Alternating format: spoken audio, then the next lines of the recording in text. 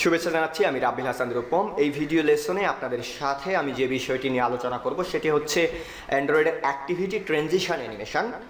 তো activity transition animation এই কথাটা শুনে আপনাদের কাছে কি মনে হচ্ছে? এই কথাটার অর্থ হচ্ছে একটা অ্যাক্টিভিটি যখন লোড হয় এবং একটা অ্যাক্টিভিটি যখন আনলোড হয়, অর্থাৎ সহজ কথায় যদি আমি বলি তাহলে আপনারা যখন অ্যান্ড্রয়েড অ্যাপসের এক পেজ থেকে সুইচ করে অন্য একটা পেজে যান, অর্থাৎ এক অ্যাক্টিভিটি থেকে সুইচ করে অন্য আর একটা অ্যাক্টিভিটিতে যান, তখন যে অ্যানিমেশনের যে ইফেক্ট বা একটা ট্রানজিশন ইফেক্ট শো করে, এই ট্রানজিশন ইফেক্টটাকেই বলছি হচ্ছে আমি অ্যাক্টিভিটি ট্রানজিশন অ্যানিমেশন। তো অ্যান্ড্রয়েড অ্যাপসকে অনেক বেশি ইউজার ফ্রেন্ডলি করার জন্য বা অনেক বেশি অ্যাট্রাকটিভ করার জন্য এই ধরনের অ্যানিমেশনগুলো ব্যবহার করা হয়ে থাকে। ইদানিং সময়ে এই যে অ্যাক্টিভিটি ট্রানজিশন অ্যানিমেশন, এই অ্যাক্টিভিটি ট্রানজিশন অ্যানিমেশনের ব্যবহার অনেক বেড়ে গেছে, কেননা এই অ্যানিমেশন ইফেক্টটা ব্যবহার করলে অ্যাপসটা দেখতে অনেক বেশি সুন্দর মনে হয়, অনেক বেশি ইউজার ফ্রেন্ডলি মনে হয়, আর অনেক বেশি স্মার্ট মনে হয়। অর্থাৎ আপনার সফটওয়্যারকে বা অ্যাপ্লিকেশনকে যদি অনেক বেশি স্মার্ট লুক দিতে চান বা স্মার্ট করতে চান, তাহলে এই ধরনের অ্যানিমেশন আপনারা অবশ্যই ব্যবহার করবেন। এখন ঘটনা হচ্ছে, এই যে অ্যাক্টিভিটি ট্রানজিশনের যে অ্যানিমেশন, এই অ্যানিমেশনটা দু ধরনের হয়ে থাকে।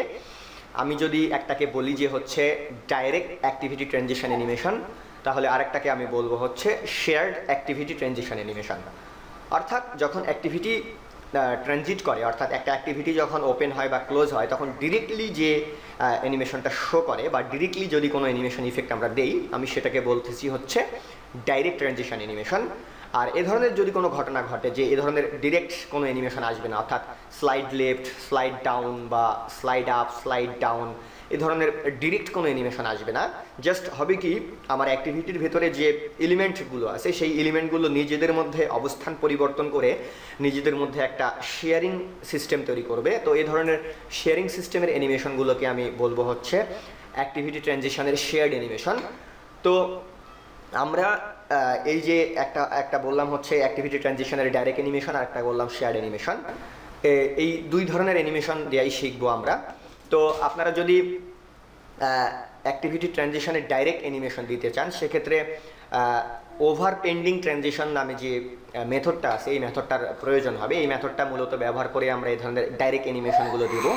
আর দেন আপনি যদি শেয়ার্ড অ্যানিমেশন দিতে চান, তাহলে শেয়ার্ড অ্যানিমেশন দেওয়ার ক্ষেত্রে অ্যাক্টিভিটি অপশন কম্প্যাক্ট নামে একটা ক্লাস আছে, সেই ক্লাসটার প্রয়োজন হবে। ওই ক্লাসটাকে কাজে লাগিয়ে আমরা শেয়ার্ড অ্যানিমেশন তৈরি করব। আর শেয়ার্ড অ্যানিমেশন তৈরি করার সময় অবশ্যই আমরা পেয়ার করব, অর্থাৎ পেয়ার বলতে আমি বোঝাচ্ছি যে একটা অ্যাক্টিভিটি আর একটা অ্যাক্টিভিটির কোন এলিমেন্টের সঙ্গে স্থান বিনিময় করবে বা শেয়ার করবে, সেই শেয়ারের জন্য আমরা একটা পেয়ারিং সিস্টেম তৈরি করব। তো আসুন আর কথা না বাড়িয়ে পরবর্তী ভিডিও টিউটোরিয়ালে গিয়ে আমরা দেখব যে কিভাবে অ্যাক্টিভিটি ট্রানজিশনের সময় আমরা ডাইরেক্ট অ্যানিমেশন অ্যাপ্লাই করতে পারি। দেন তারও পরবর্তী ভিডিও টিউটোরিয়ালে গিয়ে আমরা দেখব যে অ্যাক্টিভিটি ট্রানজিশন করার সময় আমরা কিভাবে শেয়ার্ড অ্যানিমেশন ব্যবহার করতে পারি। ধন্যবাদ সবাইকে।